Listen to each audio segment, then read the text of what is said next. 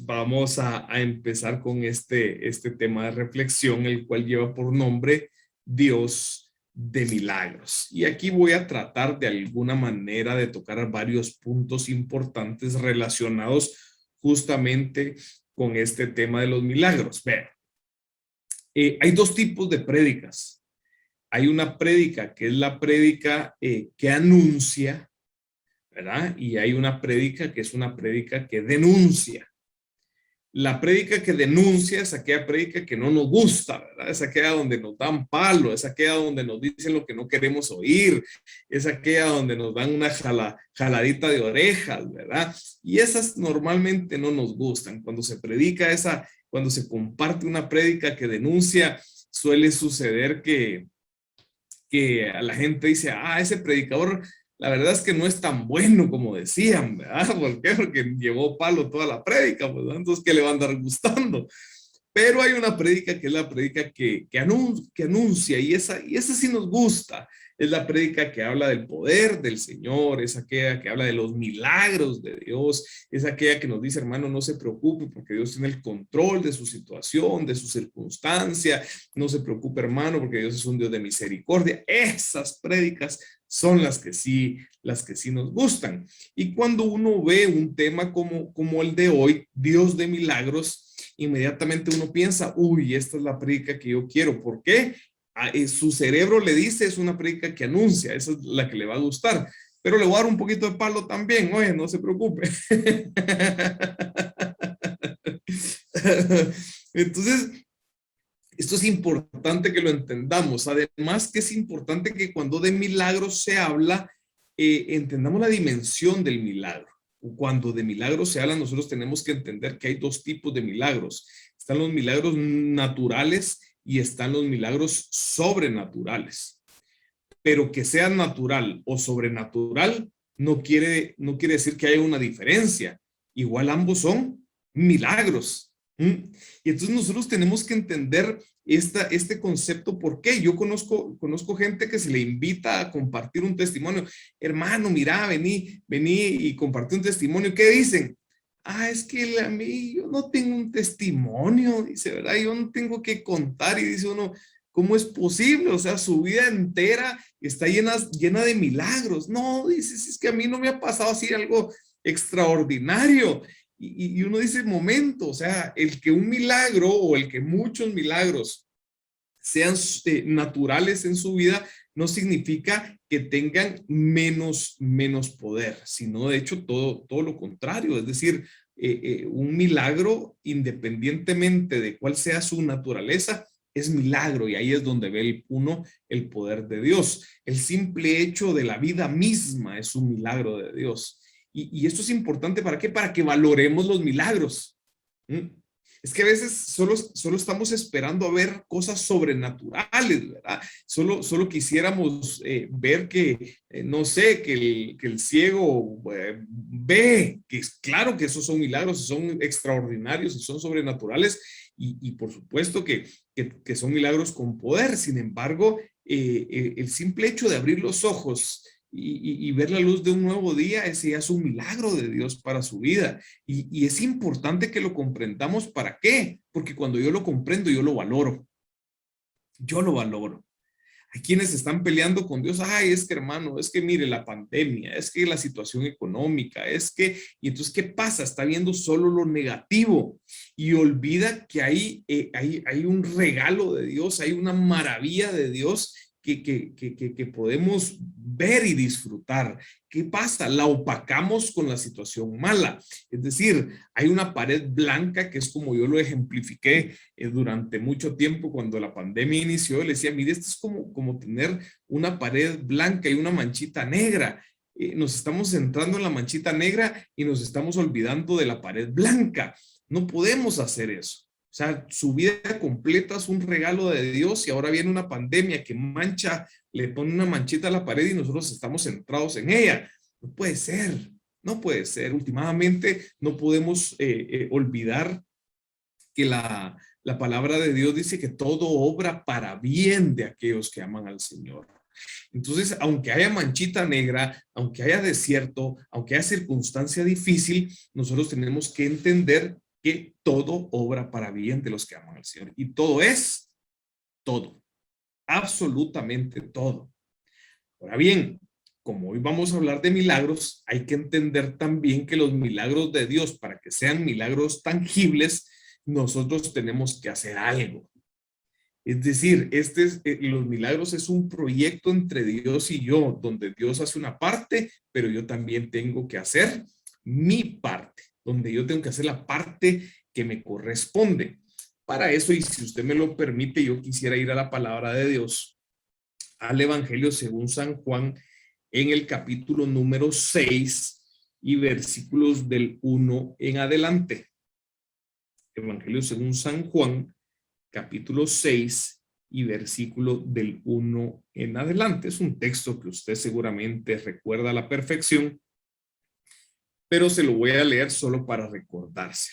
Dice el texto así: después de esto, se fue Jesús a la otra ribera del mar de Galilea, el de Tiberíades, y mucha gente le seguía, porque veían los signos que realizaba en los enfermos. Subió Jesús al monte y se sentó ahí en compañía de sus discípulos. Estaba próxima la Pascua, la fiesta de los judíos.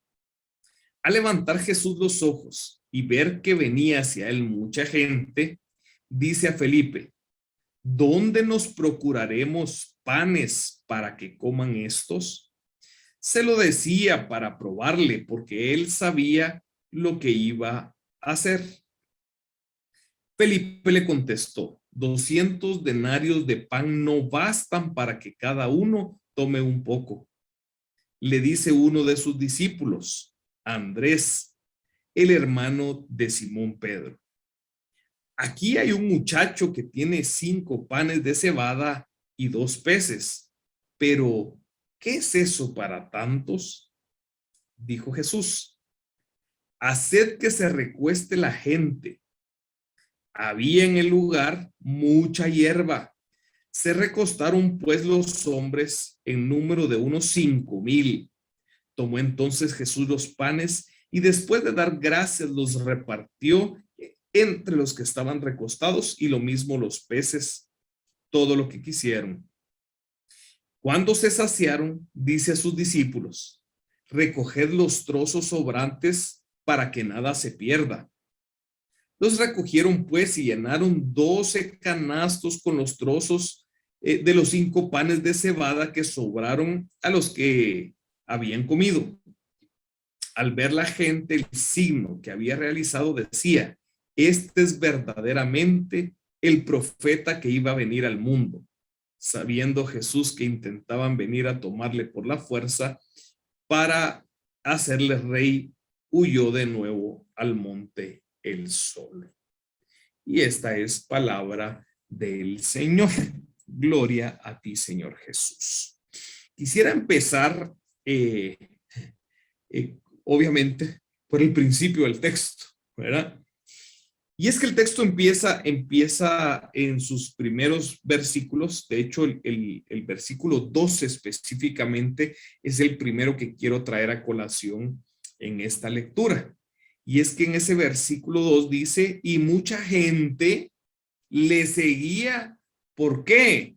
Porque veían los signos que realizaba en los enfermos. ¿Por qué le seguían? Porque veían los signos que él hacía en los enfermos. Pregunta de examen. Siempre quise ser como maestro, ¿verdad?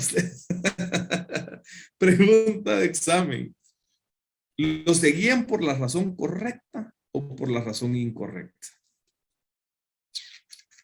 Por la razón incorrecta. Y de ahí es de donde tenemos que partir. ¿Se acuerda que le dije que le iba a dar un poquito de palo? Y que sí, que hablar de los milagros, que qué bonito y que Dios es un Dios de milagros. Aquí tengo que partir diciéndole: ¿por qué usted está siguiendo a Jesús? Por interés.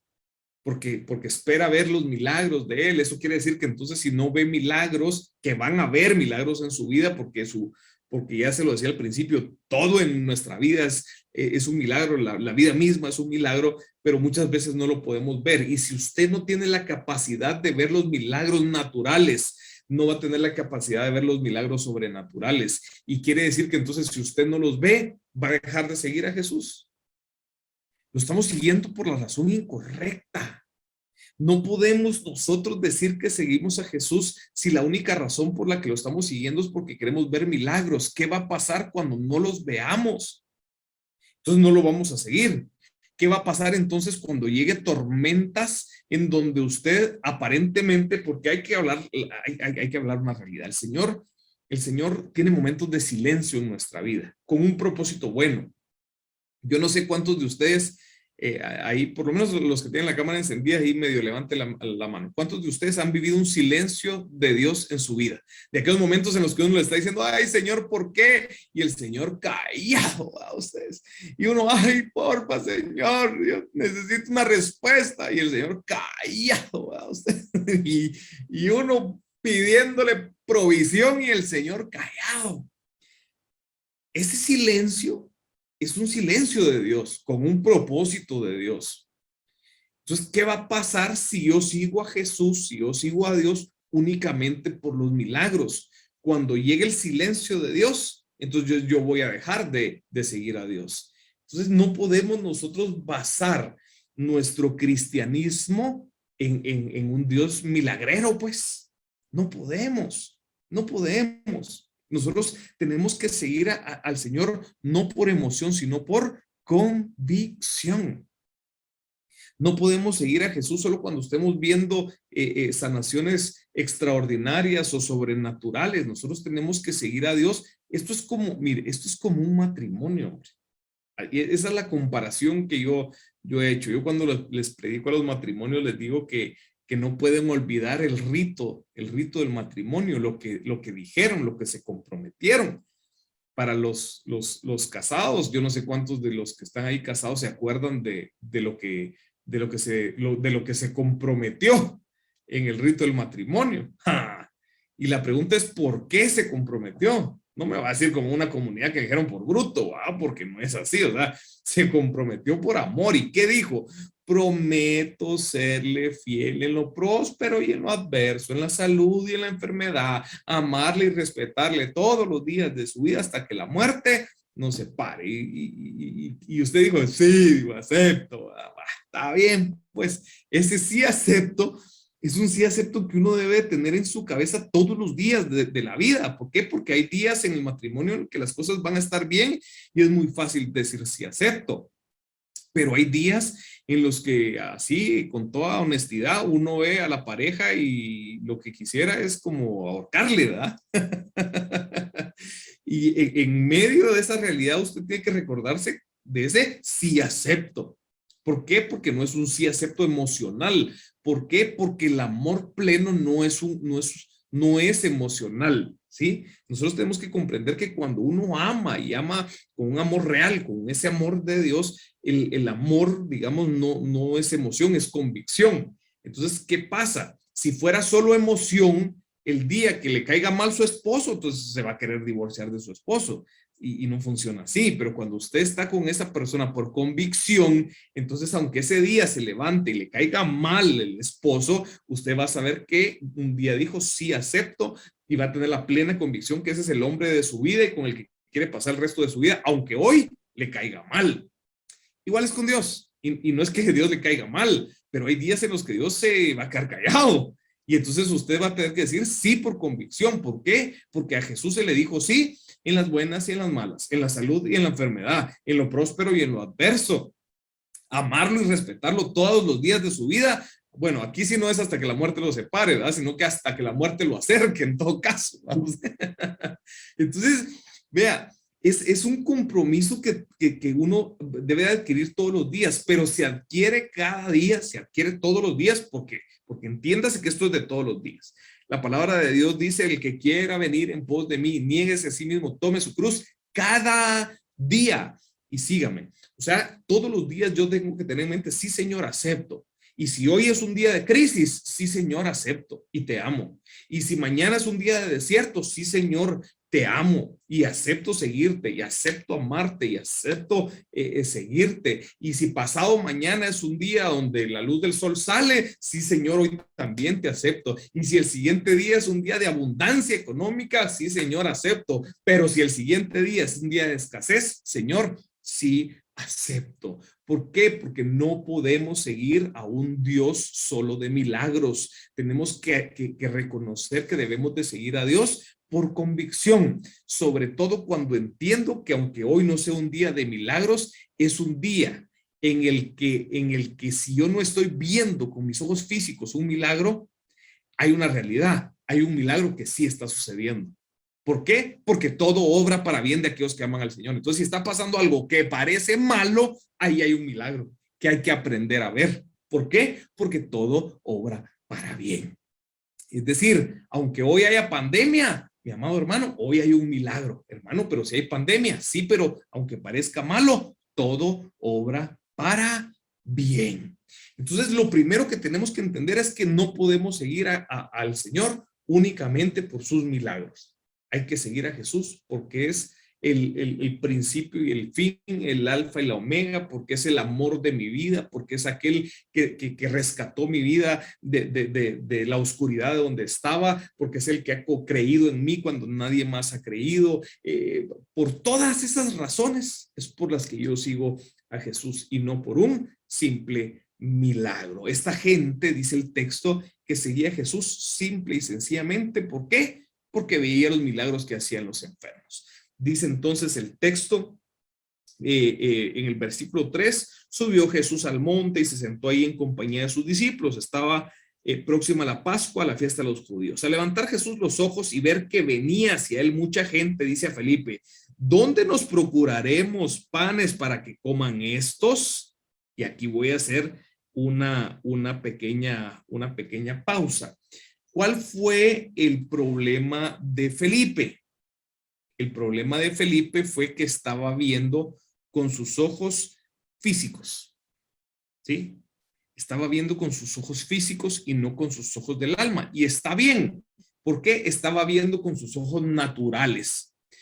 Para poder ver los milagros de Dios, no solo hay que ver con los ojos naturales, sino también hay que ver con los ojos sobrenaturales. Él estaba viendo lo natural y está bien porque es un ser humano, pero él estaba viendo lo que le impedía, ¿sí? Yo vi una frase muy linda que a mí me gustó mucho que dice, lo que no tienes no puede impedirte a darle al Señor lo que sí tienes. Lo que no tienes no puede impedirte darle al Señor lo que sí tienes. ¿Qué dice Felipe? ¿Qué ve Felipe? Lo que no tenía. Que no tenía ni comida, ni dinero para darle a tanta gente. ¿Qué estaba viendo? Lo que no tenía. Entonces, como estaba viendo lo que no tenía, ¿qué hace? Nada más que quejarse, más que decir, ¿y qué vamos a hacer con este gente? Si Felipe hubiera sido de allá de mi pueblo, hubiera dicho, ¿qué vamos a hacer con este gential? ¿Ah? ¿Por qué? Porque estaba viendo lo que no tenía. Y cuando uno está viendo lo que no tiene, entonces, ¿qué pasa? Lo único que hace es quejarse o cruzarse de brazos. O decirle al Señor, ay Señor, ¿qué voy a hacer? Ay Señor, ¿por qué? Ay Señor, no tengo el dinero para pagar. Ay Señor, no tengo. Ay Señor, no tengo y no tengo. ¿Por qué? Porque está viendo lo que no tiene. ¿Qué tenemos que hacer? Tenemos que ver no lo que no tenemos, sino lo que sí tenemos. Y entonces, mire qué dice el texto. El texto dice que de pronto aparece Andrés con un muchachito, un patojito, que ese patojito estaba viendo lo que sí tenía. Y entonces, ¿qué hizo? Miren, agarró sus pescados, sus peces y los panes. Y aquí, antes de seguir la idea que llevo, tengo que hacer un paréntesis forzosamente, porque esto es importante. Dice, miren, este jovencito llevaba su lunch, su lonchera, pues. ¿Ah? Ya su lonchera. Además de que llevaba su lonchera, que de plano su mamá se la preparó en la mañana, le preparó ahí los peces y los panes, ¿verdad? Que se llevaron su lonchera para el recreo. Resulta que esa mamá lo tuvo que haber hecho con un gran esfuerzo. Esa lonchera fue preparada con mucho esfuerzo. Y usted dirá, ¿y de dónde sacó esto? Simple. Dice el texto que los panes, mire qué interesante, los panes, ¿de qué eran? Eran panes, dice el texto, de cebada. ¿Quiénes comían panes de cebada? Las personas de escasos recursos. Los que tenían plata comían pan de trigo. Los que eran de escasos recursos, que comían pan de cebada. ¿Qué me dice eso? Este jovencito, esa familia era de escasos recursos. O sea, eso me dice que esa lonchera fue preparada con mucho esfuerzo. No fue preparada con lo que les sobraba, sino con mucho esfuerzo. Este jovencito lo sabía, porque era la realidad de su familia. ¿Qué hace entonces? Este jovencito, lo poco que tenía, su lonchera que sabía que fue preparada con tanto esfuerzo, dice, aquí traigo esto para compartirlo. ¿Cuál fue la diferencia entre Felipe y este muchachito? Felipe estaba viendo lo que no tenía, este jovencito estaba viendo lo que sí tenía. Poco, sí, poco. Escaso, probablemente escaso. Pero él no pensó, pero si son unos poquitos panes y unos poquitos peces, si somos más de 15,000 gentes, porque dice que eran 5,000 solo hombres, aparte estaban las mujeres y aparte estaban los niños. O sea, hay 15,000 gentes, ¿para qué van a hacer? ¿Para qué se va a servir esto? Pudo haber pensado, pero él no pensó eso. Él pensó, aquí hay algo. Él pensó en lo que sí tenía. Y es que a veces esa mentalidad, mire, esa mentalidad es tan difícil que nosotros nos la logremos sacar de la cabeza y la tenemos que aplicar en nuestra vida. ¿Por qué? Porque tenemos que aplicar esta mentalidad de Dios. Es más, fíjense que está comprobado. Yo estaba viendo un día, hace como 2 semanas, un poco más, estaba viendo por ahí una prédica y el predicador compartió unos datos muy interesantes. Él decía que en un estudio que hicieron en Estados Unidos, en una ciudad de Estados Unidos, se comprobó que las personas ayudan más cuando el beneficio es para menos. Se lo voy a explicar. Mandaron, dice, una serie de cartas a toda la ciudad en una primera carta donde pedían $1, imagínense, pedían $1 para, como donación para ayudar a calmar el hambre en África, ¿sí? A combatir el hambre en África. $1 cada familia. ¿Y sabe qué pasó? Casi la gente no ayudó. Muy pocos ayudaron. Pero luego mandaron una carta donde pedían el mismo dólar, ¿sí? El mismo dólar, pero decía la carta que ese dólar era para ayudar a una jovencita con una enfermedad X. ¿Qué cree que pasó? Aquí la gente sí ayudó. Aquí la gente sí ayudó. ¿Por qué? Porque en la cabeza del ser humano lo que sucede es que dice $1 para luchar contra el hambre de África. Ese dólar no va a servir de nada. Pero $1 para ayudar a una jovencita con una enfermedad, eso sí puede ayudar en algo. Entonces la mentalidad del ser humano es, sí, cuando es poco, ahí sí vale la pena. Pero cuando es mucho, no vale la pena. ¿Qué mentalidad es esa? La mentalidad de Felipe y la mentalidad del jovencito. Ver es demasiado, no podemos hacer nada. La del jovencito, sí, somos muchos, pero algo es algo. Y ese algo es lo que yo tengo que dar. Ese algo es lo que yo tengo que entregar. Y entonces aquí yo tengo que hacerle un match importante. Fíjense que no sé si en alguna de las veces que he compartido con ustedes les hablé de esto, pero Cuando vi esto, se me vino a la mente Santa Margarita de Alacoque o de Alacoc, que es la santa del Sagrado Corazón de Jesús. Un día leí un poco del texto y encontré con que Santa Margarita un día tuvo una crisis existencial, en donde le dijo al Señor que por qué la había escogido a ella, si ella era una mujer fría para amar al Señor, que era, bueno, ella tenía una crisis donde decía, ¿por qué yo? ¿Ya? Si yo no soy la mejor del mundo, ¿por qué yo? Y entonces el Señor le da una respuesta que a mí me impactó mucho. De hecho, si me lo permite, se lo quiero leer textualmente. Dice así: Margarita le decía al Sagrado Corazón, ¿por qué no elige a otra que sea santa para que propague estos mensajes tan importantes? Yo soy demasiado pecadora y muy fría para amar a mi Dios. Jesús le dijo, solo voy a hacer una pausa de 2 segunditos. Cuando yo leí esta parte donde dice Jesús y Jesús le dijo, yo automáticamente pensé qué le pudo haber respondido Jesús. Y le voy a pedir que haga el ejercicio. ¿Qué cree usted que le pudo haber respondido Jesús a esta santa? Era una mujer religiosa que le había entregado ya su vida a Jesús y ahora el Señor le estaba entregando estos mensajes y ella dice, ¿por qué yo? Si yo soy fría para amarte, si yo soy eso, ¿por qué yo? Cuando yo vi, Jesús dijo, yo no sé qué piensa que le respondió.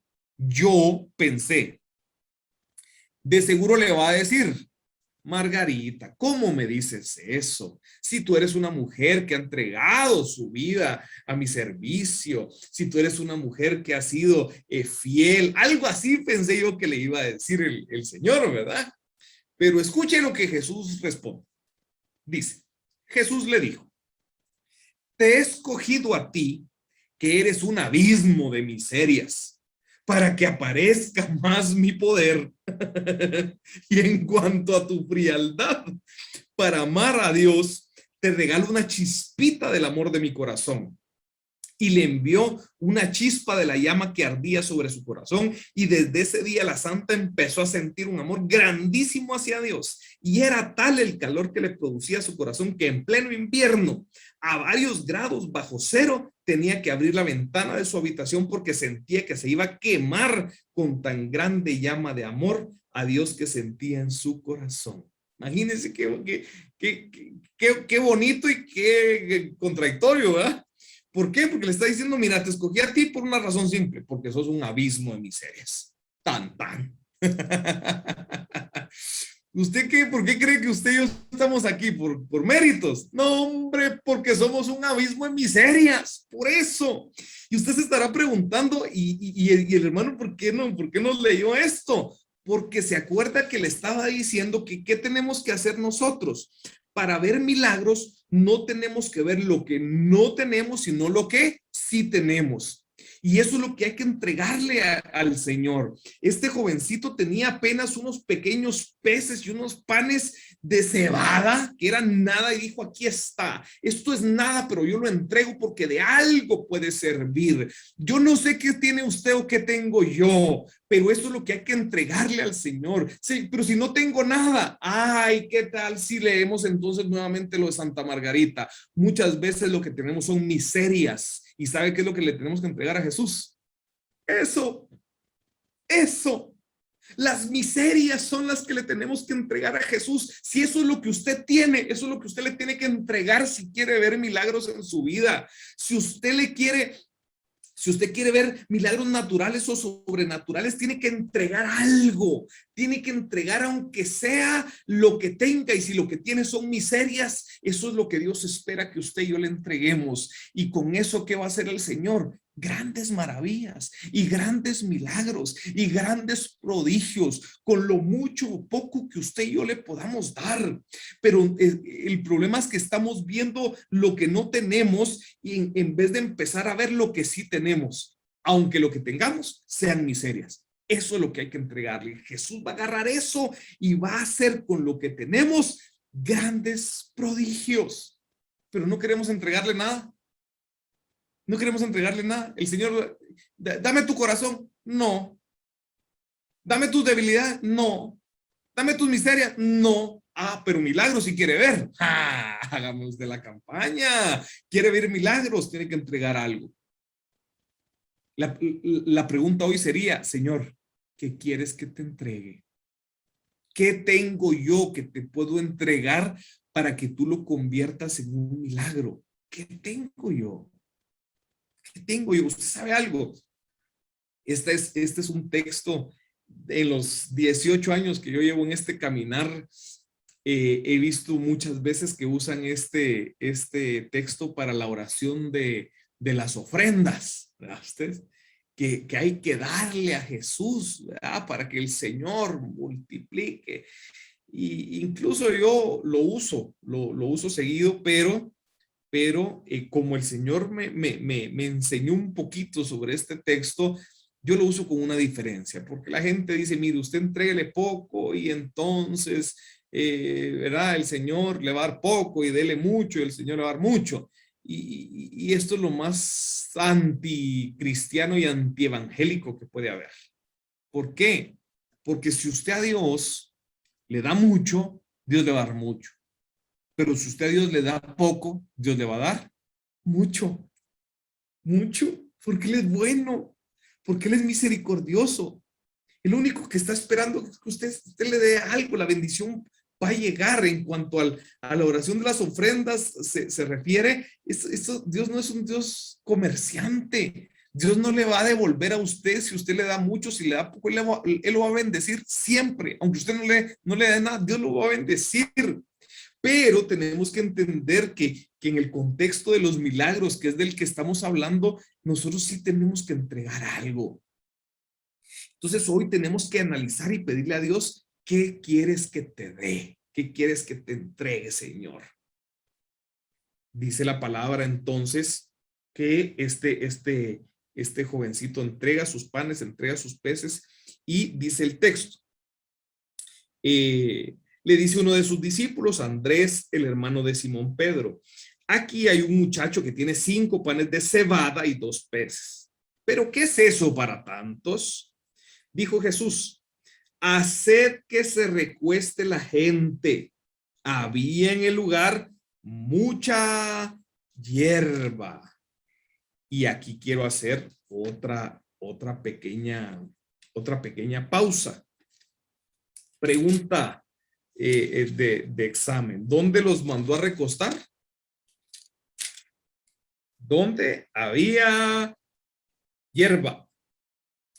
¿Sí? Sí, así dice el texto. Yo cuando vi que decía que los mandó a recostarse donde había mucha hierba, automáticamente se me vino a la mente un salmo. ¿Qué salmo se le viene a la mente? ¿Cuál? Vamos a ver, ¿alguien?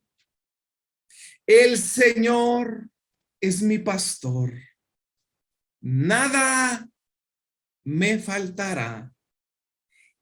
Dice el Salmo, en verdes pastos me hará descansar.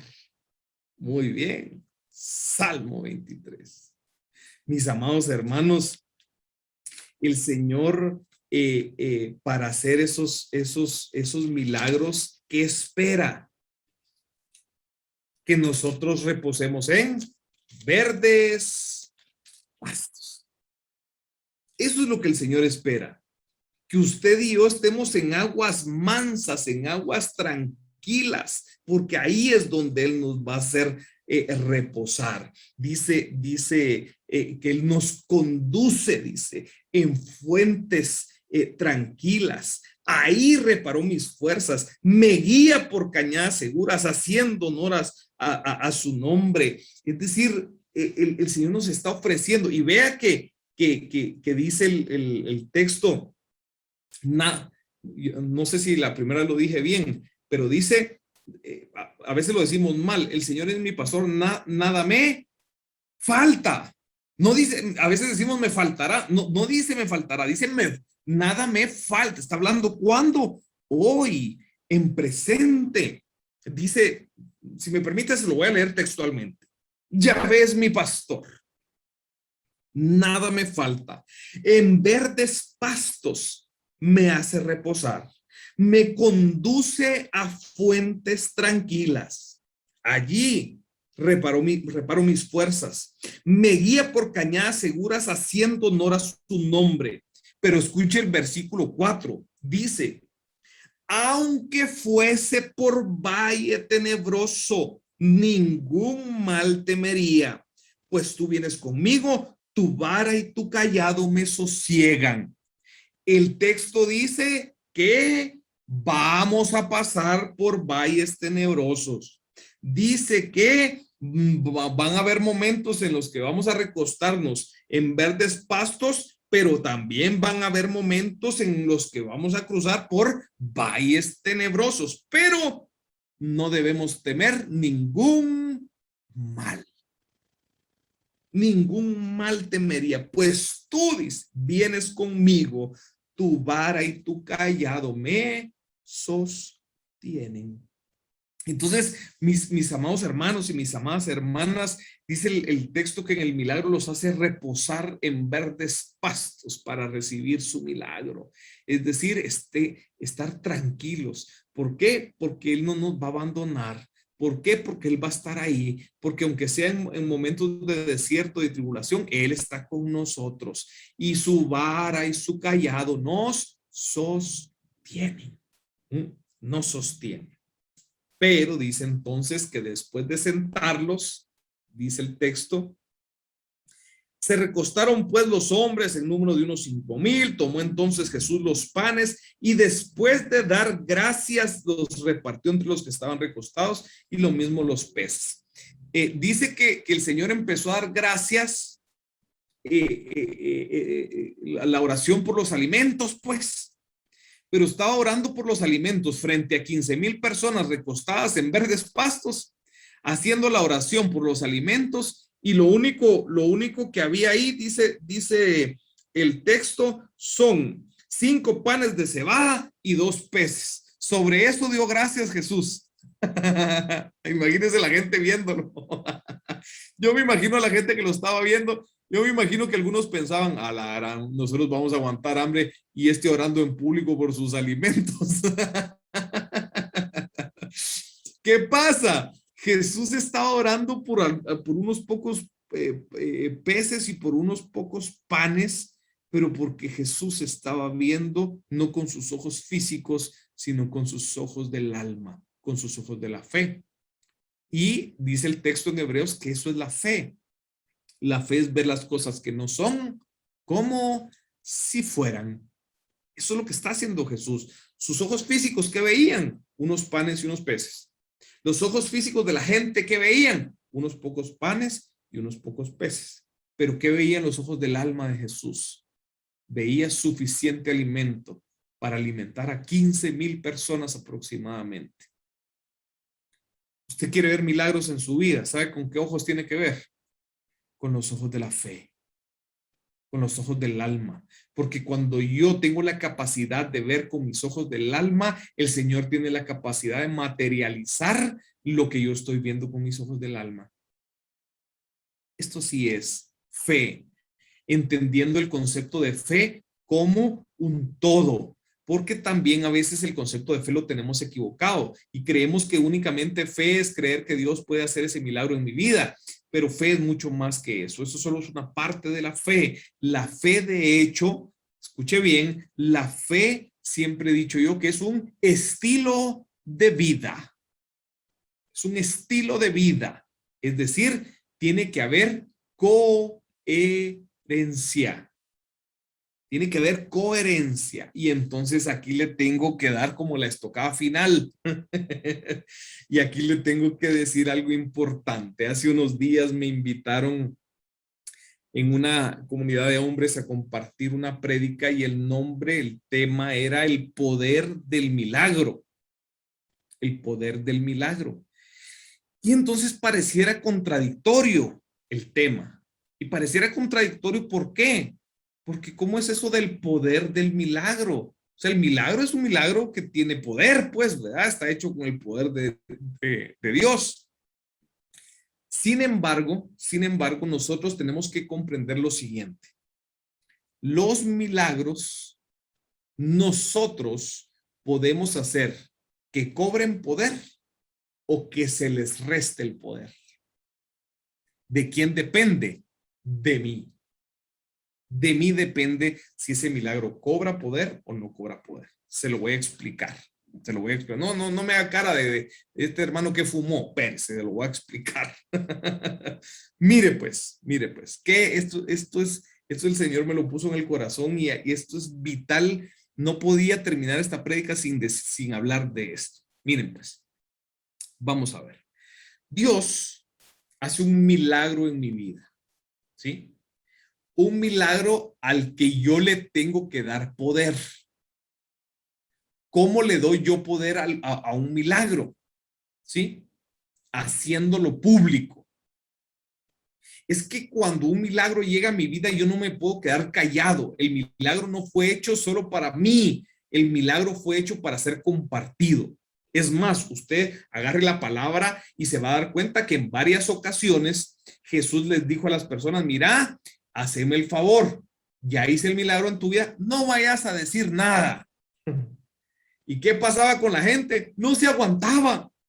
Y claro, podemos ver ejemplos puntuales. Solo para ver si me da tiempo de explicar esto. ¿Cuánto tiempo me queda? Alguien que me diga. ¿Tengo tiempo todavía o ya no tengo tiempo? Todavía tengo, ¿qué? Unos Sí. 5 o 10 minutos. No, ¿Cuánto? tenés de ahí lo que necesites, 10, 15 lo que Ah, necesites. Dale. perfecto. Perfecto. Pues le voy a obedecer al que me dijo más tiempo, porque unos me dijeron, algunos hicieron así, otros así. Entonces, yo voy a hacerle caso a Miguel que dijo, tómate el tiempo que querrás. Así, no es cierto. Miren, pues, vamos a ver. Eh, eh, por ejemplo, dice la palabra de Dios que el Señor en una oportunidad sana a un leproso, ¿sí? Al cual, después de haberle hecho el milagro, le dice, solo anda con el sacerdote para que valide el milagro, pero no vayas a decir nada, le dice. ¿Por qué Jesús le dice que no diga nada? Si los milagros fueron hechos para hacerlos públicos, por una razón de sociedad, digamos, por decirle de alguna forma. Y se lo voy a explicar. Si usted si no me falla la memoria, la explicación está en el libro de Levítico.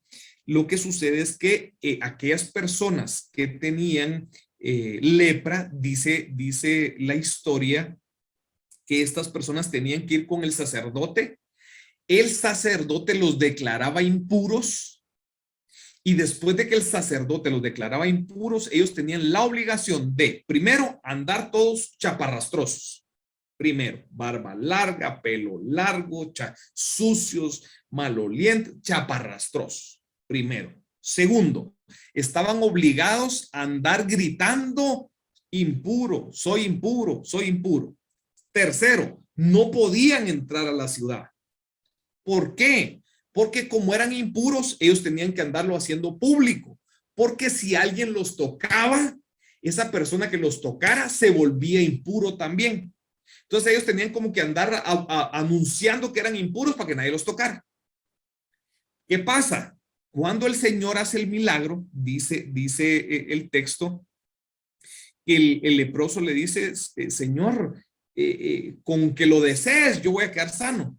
O sea, casi que le está diciendo, o sea, no necesito que me toques, porque si me tocas, vas a quedar impuro. No hay necesidad que me toques. Y dice el texto literalmente que Jesús le puso la mano. ¿Qué pasó en ese momento? Jesús se volvió impuro.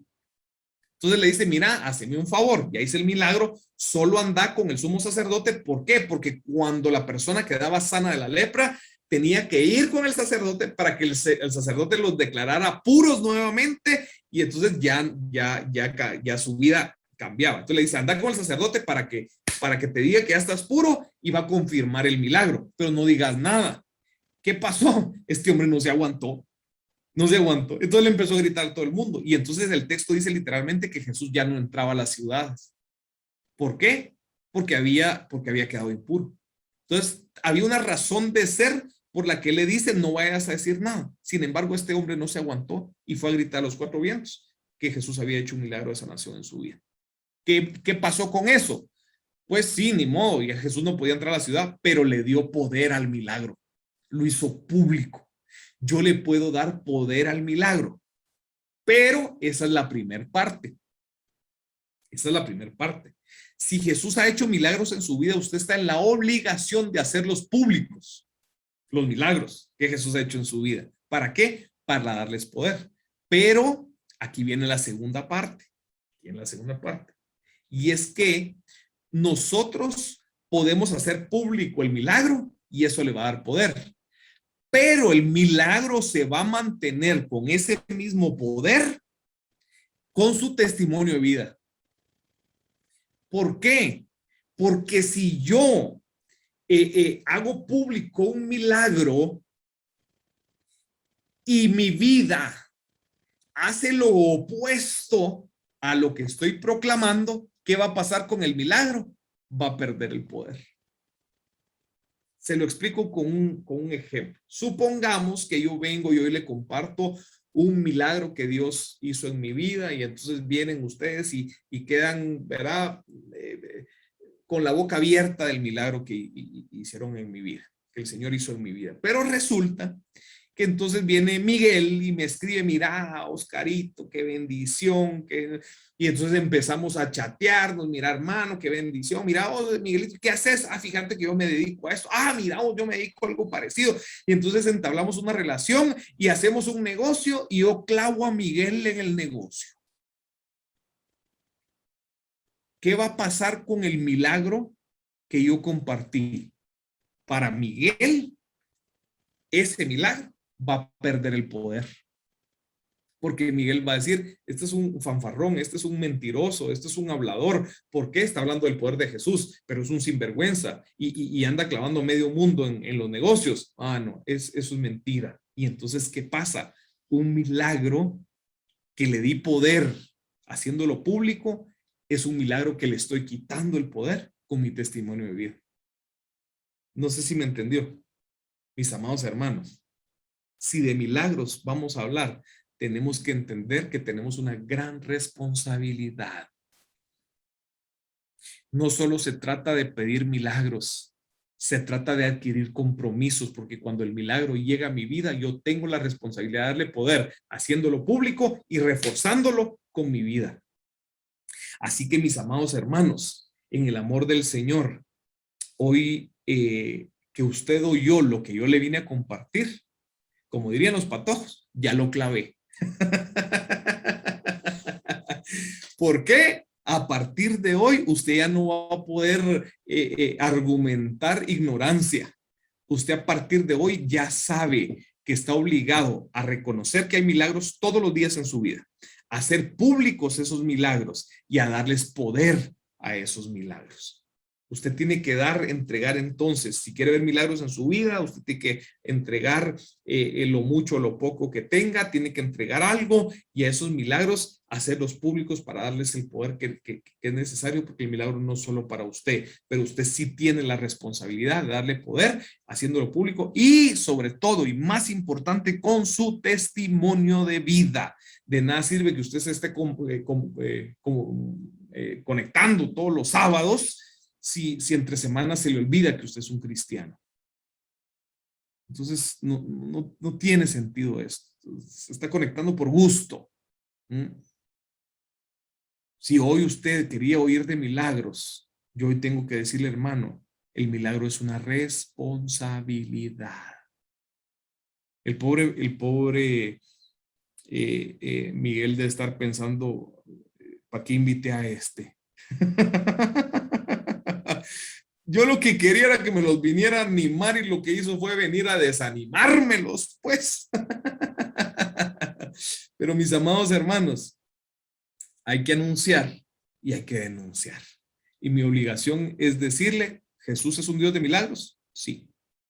Para Dios, ¿hay algo imposible? No hay nada imposible. No importa cuál sea su problema. Para Dios no hay imposibles.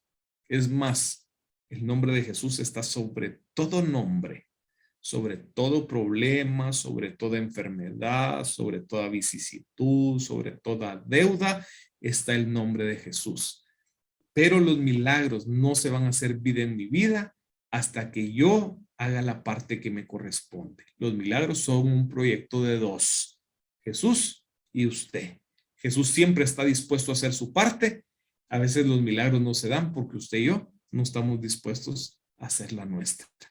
Dispóngase, haga su 50%, que su 50% es su 100%, obviamente, ¿verdad? Su 50% del milagro es su 100% de esfuerzo, es su 100% de fe, es su 100% de misericordia, es su 100% de todo, de su 100% para que ese 50% del milagro que le toca a usted sea una realidad.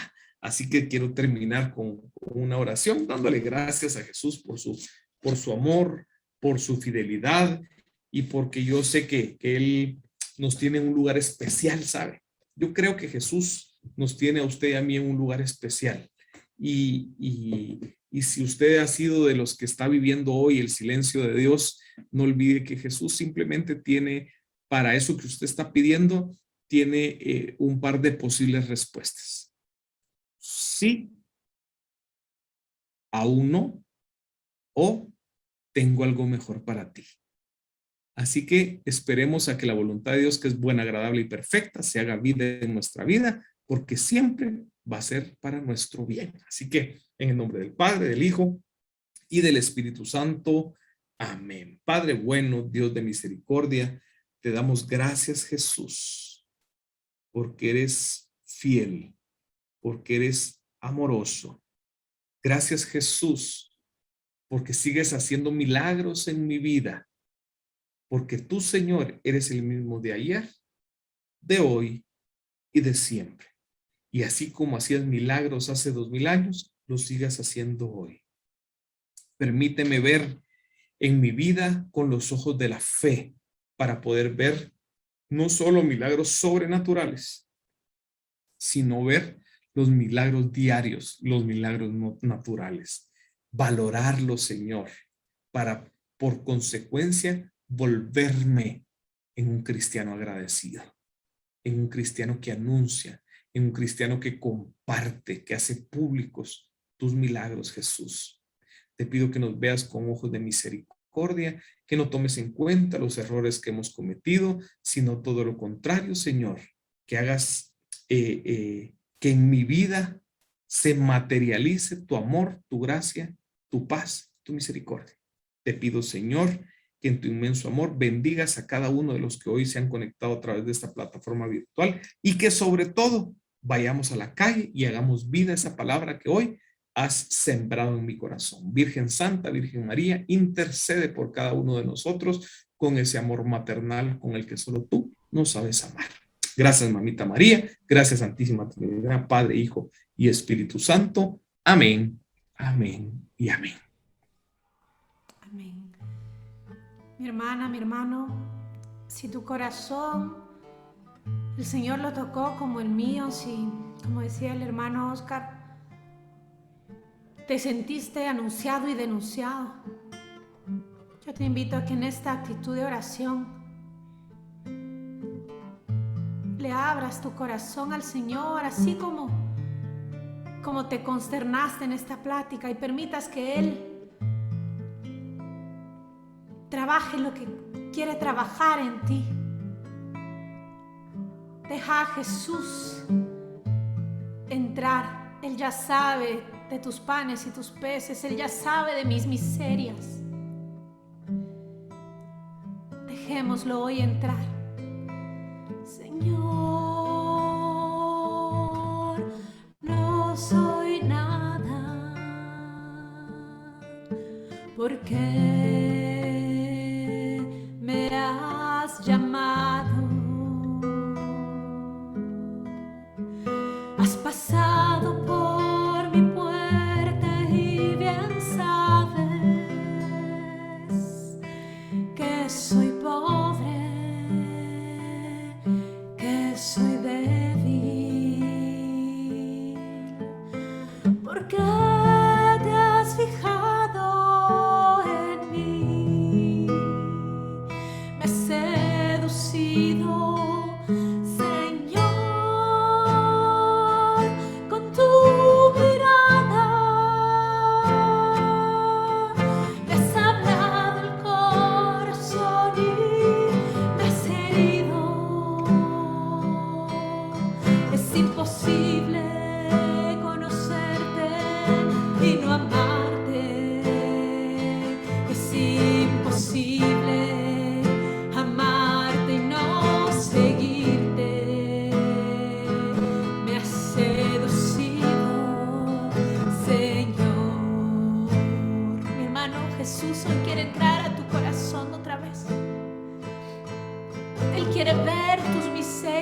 quiere ver tu dolor, quiere ver la frustración ante su silencio,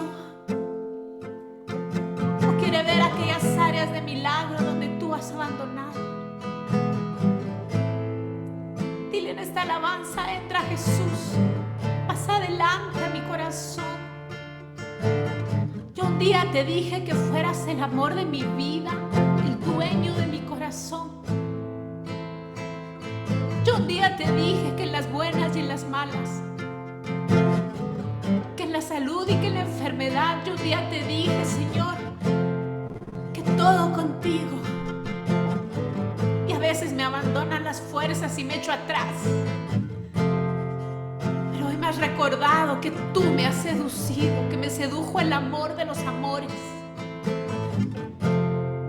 que me sedujo el perfecto, el bueno, el admirable, el franco, el sincero, el que no se cansa de amar.